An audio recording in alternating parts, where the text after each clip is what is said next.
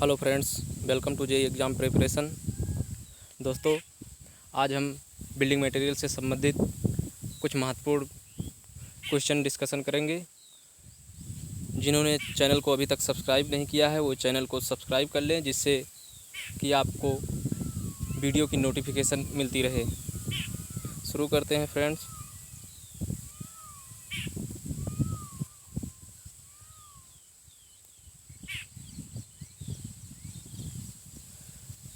पहला क्वेश्चन है friend, percentage of silica in a good brick earth lies between. Friends, brick बनाने के लिए जो उसके मेन इंग्रेडिएंट्स होते हैं वो मुख्यतः 5 होते हैं: silica, alumina, iron oxide, lime, magnesia. तो सिलिका का जो परसेंटेज होता है ब्रिक एर्थ में वो 50 से 60% के बीच में होता है। Option C correct for this question.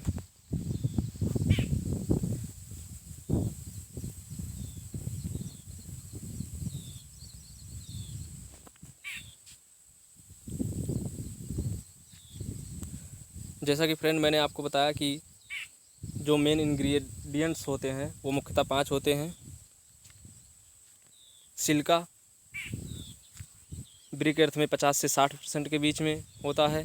Alumina का परसेंटेज 20 से 30% होता है। लाइम 2 से 5% के बीच में पाया जाता है। आयरन ऑक्साइड 3 से 5% होता है। सोडियम, पोटेशियम, मैग्नीशियम, इन सभी का परसेंटेज 1% होता है। इन सभी इंग्रेडिएंट्स का अपना एक अलग अलग रोल होता है। नेक्स्ट क्वेश्चन फ्रेंड,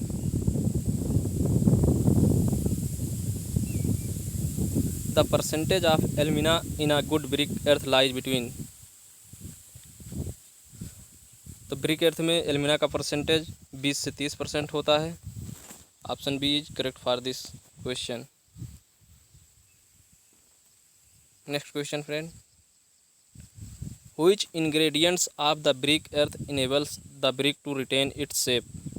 जैसा कि मैंने आपको बताया कि जो इंग्रेडिएंट्स होते हैं उनका अपना अपना अलग अलग रोल होता है। एल्यूमिना ब्रिक में प्लास्टिसिटी को बढ़ाता है। आयरन ऑक्साइड ब्रिक को कलर प्रदान करता है और सिलिका ब्रिक को शेप और साइज प्रदान करता है और सिलिका ब्रिक के स्ट्रेंथ को भी बढ़ाता है। तो option B is correct for this question.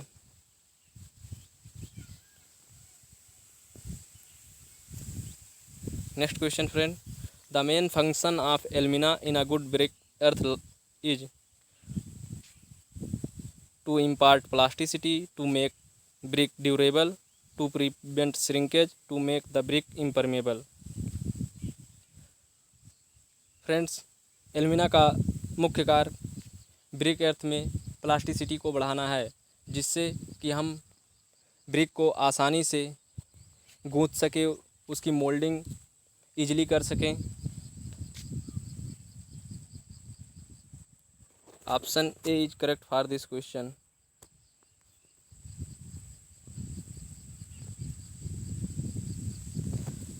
Friends, जो मुख्य इंग्रेडिएंट्स होते हैं, सिलिका का मुख्य कार्य ब्रिक को शेप और साइज प्रदान करना है और सिलिका ब्रिक की स्ट्रेंथ को भी बढ़ाता है। यदि सिलिका की मात्रा 50 से 60% से ज़्यादा हो जाती है तो जो ब्रिक के मटेरियल होते हैं उनके बीच में कोहेजन का मान कम हो जाता है और ब्रिक ब्रिटिल हो जाती है। एल्यूमिना का मुख्य कार्य सुगठिता को बढ़ाना है, जिससे हम आसानी से मोल्डिंग कर सकें। परंतु यदि एल्यूमिना की मात्रा निश्चित प्रपोर्शन से ज़्यादा हो जाती है तो ईंट को सुखाते समय ईंट में क्रैक्स डेवलप हो जाते हैं और वार्पिंग हो जाती है।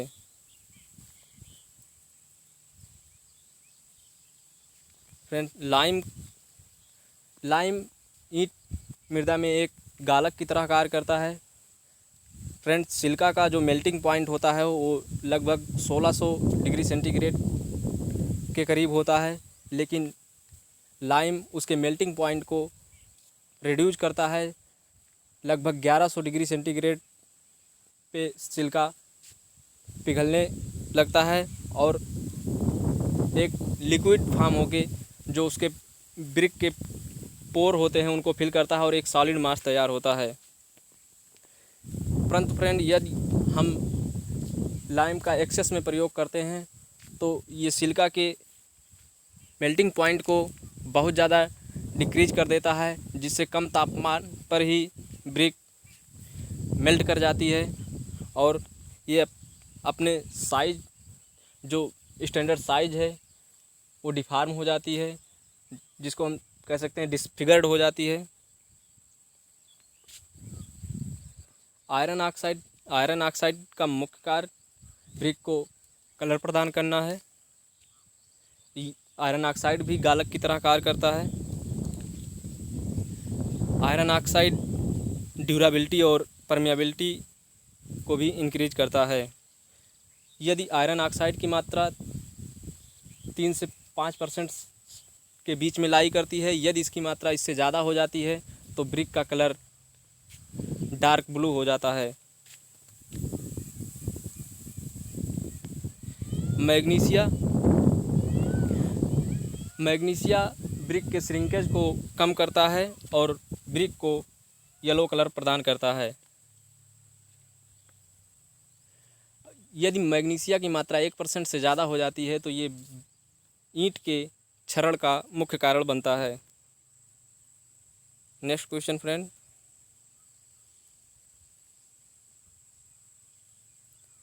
Access of silica in brick earth result in cracking and warping of brick, loss of cohesion, enhancing the impermeability of brick, none of the above.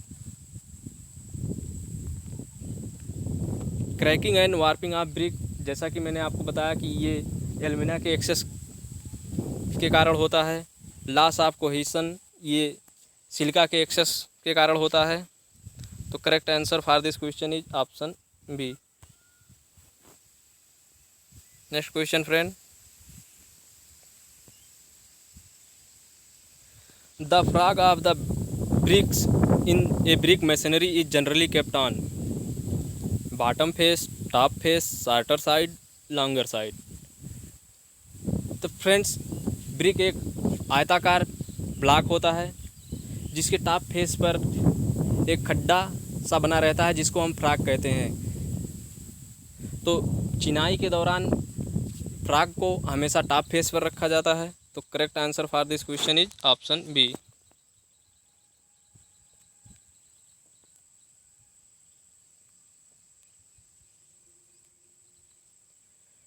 Friends, जो मॉड्यूलर ब्रिक की size होती है वो 19 centimetre into 9 centimetre into 9 centimetre होती है। जो ईंट की लेंथ में वेरिएशन 3 mm का हो सकता है, वो अपने लेंथ से जो स्टैंडर्ड लेंथ है 19 सेंटीमीटर वो उससे 3 mm कम हो सकती है या 3 mm ज़्यादा हो सकती है।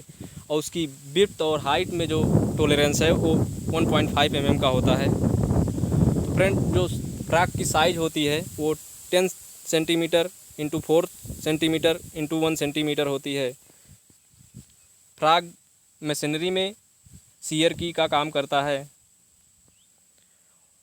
नॉमिनल ब्रिक की size 20 centimetre into 10 centimetre into 10 centimetre होती है। फ्रेंड्स, फ्रॉग शियर की का काम करता है। फ्रॉग में आपने देखा होगा कि कुछ नंबर लिखे रहते हैं, जैसे RSMB, ESD, इन सब का भी अब स्ट्रेंथ में अहम रोल होता है। यदि फ्रॉग में 3 डिजिट हो तो उसकी स्ट्रेंथ ज़्यादा होती है, परंतु यदि उसमें डिजिट की संख्या कम या ज़्यादा करते हैं तो जो बॉन्डिंग होती है उसकी वैल्यू थोड़ा कम होती चली जाती है। Next question friend, the nominal size of the brick is. जैसा कि मैंने अभी आपको बताया कि नॉमिनल साइज ब्रिक की 20 centimetre into 10 centimetre into 10 centimetre होती है। तो correct answer for this question is option C. Next question friend, excess of dot which is responsible for brick decay. किसकी अधिकता के कारण ब्रिक का क्षरण होता है? Option magnesia, alumina, lime, silica. Alumina की वजह से ब्रिक आपकी क्रैक और वार्पिंग होता है इसकी एक्सेस से। सिलिका के एक्सेस से लॉस ऑफ कोहेशन और ब्रिक ब्रिटिल हो जाती है। लाइम के एक्सेस से ब्रिक डिफॉर्म्ड हो जाती है, डिसफिगर्ड हो जाती है। मैग्नीशिया के एक्सेस से ब्रिक डिके हो जाती है। Correct answer option A.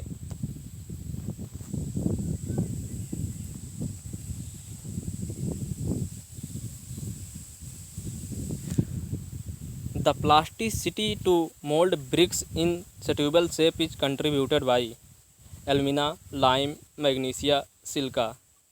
तो फ्रेंड, लाइम गालक की तरह कार्य करता है, ये सिलिका के मेल्टिंग पॉइंट को रिड्यूस करता है।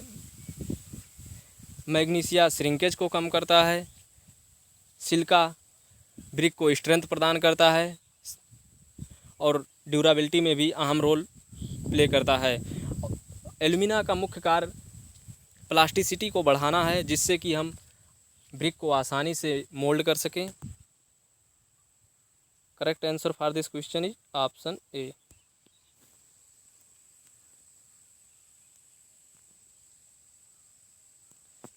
Friends, next question, the shape of the brick get deformed due to rain water falling on hot bricks. This defect is known as chuffs, bloating, lamination, nodules. Friends, chuffs brick में वो defect होता है जब brick hot brick होती है, उस पर rain water गिरता है तो ये अपने शेप से डिफॉर्म हो जाती है, इसको हम चप्स कहते हैं। तो correct answer for this question is option A. Friends, ये कुछ कॉमन डिफेक्ट हैं जो ब्रिक में होती हैं। ओवर बर्निंग ऑफ ब्रिक, इसमें ब्रिक जो है ज़्यादा जल जाती है तो वो अपने शेप से डिफॉर्म हो जाती है। ईंट का रंग भी परिवर्तित हो जाता है। अंडर बर्निंग ऑफ ब्रिक, जब ब्रिक अधपकी रह जाती है तो उसमें पोरोसिटी का मान ज़्यादा होता है, जिससे वो ये वाटर को ज़्यादा एब्जॉर्ब करती है।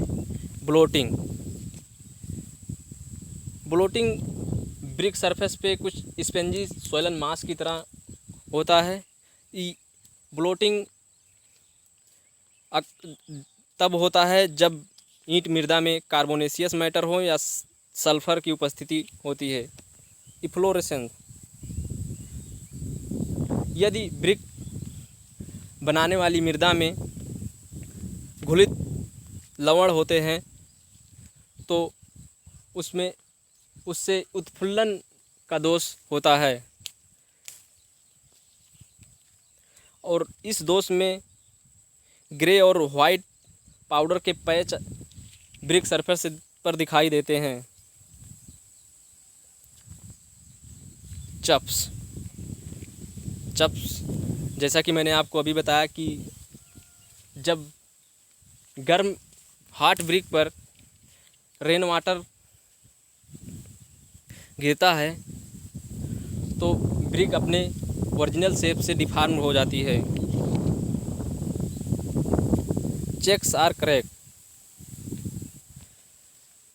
जब ईंट मृदा में लाइम लंप फॉर्म में होता है तो ब्रिक में क्रैक उत्पन्न हो जाते हैं।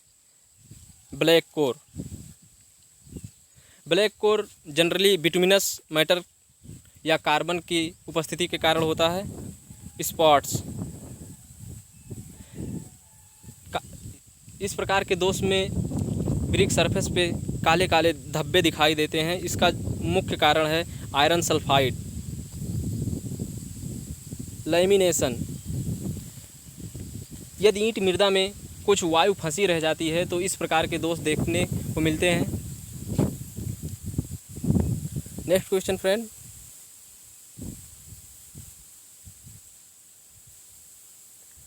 Dimension test of brick is done according to Indian standard 1077, Indian standard 432, Indian standard 1786, Indian standard 3495। तो फ्रेंड IS 3495 के अनुसार हम ब्रिक की water absorption, compressive strength, efflorescence test करते हैं। इन IS 1786 के अकॉर्डिंग इसमें HYSD बार की स्पेसिफिकेशन दी हुई है। IS 432 में माइल्ड स्टील की स्पेसिफिकेशन है।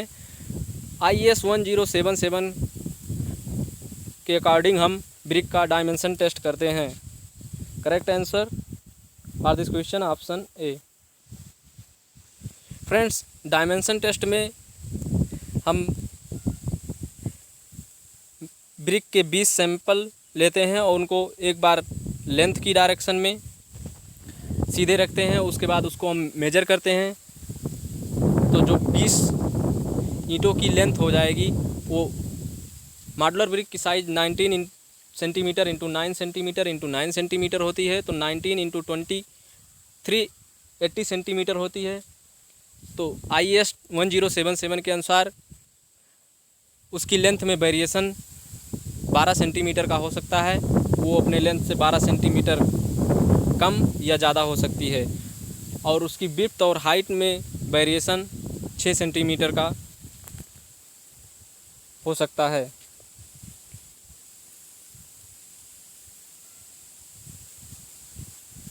Next question friend, the minimum compressive strength of second class brick should be 7 megapascal, 10 megapascal, 14 megapascal, 3.5 megapascal. Generally brick को 4 कैटेगरी में डिवाइड किया गया है। फर्स्ट क्लास ब्रिक की जो कंप्रेसिव स्ट्रेंथ होती है वो 10 मेगापास्कल होती है। सेकंड क्लास ब्रिक की कंप्रेसिव स्ट्रेंथ 7 मेगापास्कल होती है। थर्ड क्लास ब्रिक की कंप्रेसिव स्ट्रेंथ 3.5 मेगापास्कल होती है। जो फोर्थ क्लास या इसको ग्रेड AA भी बोलते हैं, इसकी जो कंप्रेसिव स्ट्रेंथ होती है वो 14 मेगापास्कल होती है। इसको हम राट ईट भी कहते हैं, जो बहुत ज़्यादा पक जाती है, इसकी कंप्रेसिव स्ट्रेंथ ज़्यादा होती है। वाटर एब्जॉर्प्शन वैल्यू भी इसकी कम होती है। तो correct answer for this question is option A. Friends, Indian standard 1077 1992 के अनुसार जो ब्रिक को हम 4 भागों में डिवाइड करते हैं। जो ग्रेड AA होती है उसकी कंप्रेसिव स्ट्रेंथ 140 kg पर सेंटीमीटर स्क्वायर या 14 मेगापास्कल होती है, और इसकी वाटर एब्जॉर्प्शन वैल्यू 5% से ज़्यादा नहीं होनी चाहिए। फर्स्ट क्लास ब्रिक की जो कंप्रेसिव स्ट्रेंथ वो 105 kg पर सेंटीमीटर स्क्वायर या 10.5 मेगापास्कल से कम नहीं होनी चाहिए, और इसकी वाटर एब्जॉर्प्शन वैल्यू 20% से ज़्यादा नहीं होनी चाहिए। सेकंड क्लास ब्रिक की कंप्रेसिव स्ट्रेंथ 7 मेगापास्कल से कम नहीं होनी चाहिए, जबकि इसकी वाटर एब्जॉर्प्शन वैल्यू 22% से ज़्यादा नहीं होनी चाहिए।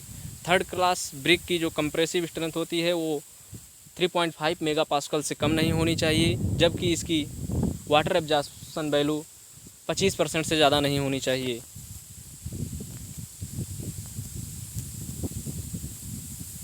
फ्रेंड्स, आज के लिए बस इतना ही। अगर आपको वीडियो पसंद आई हो तो वीडियो को लाइक और शेयर करें, चैनल को सब्सक्राइब करें जिससे सबसे पहले वीडियो आप तक पहुंचे।